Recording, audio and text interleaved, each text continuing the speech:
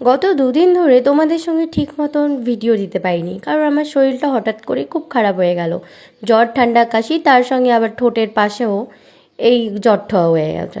আর সত্যি কথা বলতে আমার প্রথম পেমেন্ট পাওয়ার পর থেকে হঠাৎ করে শরীরটা খারাপ হতে শুরু করলো। তখন থেকেই আমার মনে হচ্ছিল মানুষের নজর বলে সত্যি হয়তো কিছু একটা আছে। কারণ কেউ তোমার ভালো দেখে কিছু দেখে মন থেকে খুশি হয়, আবার কেউ ভালো জিনিসটাকেও ভালোভাবে দেখতে পারে না। মানুষের চোখ, মানুষের মন সব তো একরকম হয় না। তাই আজকে যখন একটু ভালো লাগছিল তখন আমি আর মা বেরিয়ে পড়লাম বাজারের জন্য। কারণ আজকে মা কামাখ্যা মাকে পুজো দেবো। আমার শরীরটা একটু ভালো লাগছিল বলে আমি ভাবলাম যে না যাই।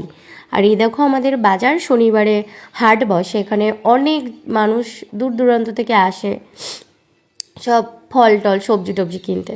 তো আমি আর মাও বেরিয়ে পড়লাম পুজোর ঠাকুরের জন্য কেনাকাটা করতে। আর একটা কথা আমি আজ মন থেকে বলতে চাই, আমরা মানুষ নিজেদের জন্য কিছু কিনতে গেলে অনেক সময় খুব বেশি ভাবি না, কিন্তু ভগবানের জন্য কিছু কিনতে গেলেই অনেক সময়ই বলি ভগবানের জন্য এত টাকা খরচ করার কি দরকার, 50 টাকার মিষ্টি দিলেই তো হয়ে যাবে। কিন্তু আমার কাছে ব্যাপারটা টাকার অঙ্কের নয়, ব্যাপারটা হলো ভালোবাসা, কৃতজ্ঞতা আর নিজের সামর্থ্য অনুযায়ী কিছু করার আনন্দ। আজ আমি নিজের প্রথম পরিশ্রমের টাকা দিয়ে মা কামাখ্যা মায়ের জন্য আর আমার ভগবানদের জন্য কিছু কিনতে পেরেছি, এটা আমার কাছে অনেক বড় একটা ব্যাপার। কারণ এর আগে আমি নিজে উপার্জনের টাকা দিয়ে এভাবে আমার ভগবানদের জন্য কিছু করার সুযোগ পাইনি। আমরা তো এই পৃথিবীতে শূন্য হাতেই এসেছি, আর একদিন শূন্য হাতেই ফিরে যাব। আজকে আমার কাছে যা আছে, আমি যা হতে পেরেছি, সব কিছুর পেছনে তো তার আশীর্বাদ আছে। সত্যি বলতে আমাদের নিজের বলে আর আসলে কিছুই নেই। তাই আমার সামর্থ্য অনুযায়ী আমার প্রথম পরিশ্রমের টাকা দিয়ে আমার মায়ের জন্য কিছু করতে পারা, এটা আমার কাছে গর্বের নয়, বরং ভীষণ আনন্দ ও কৃতজ্ঞতার।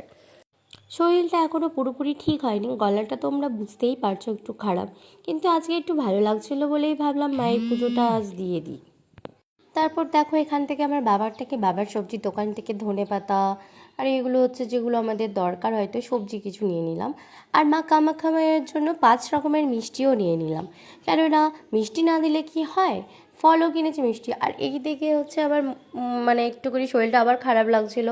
মার এখানে কাজ শেষই হচ্ছে না, আর আমার তো ভালোই লাগছে না যে কখন বাড়ি যাব, কারণ সত্যি শরীরটা হঠাৎ করে একটু খারাপ খারাপ লাগছিলো। তারপর ফাইনালি আমি চলে আসলাম। এই দেখো অবস্থা একদম খারাপ। তো হ্যাঁ, নেক্সট পার্টের ভিডিওটা খুব তাড়াতাড়ি আসবে। এখন যেটা এইটুকুনি, টাটা।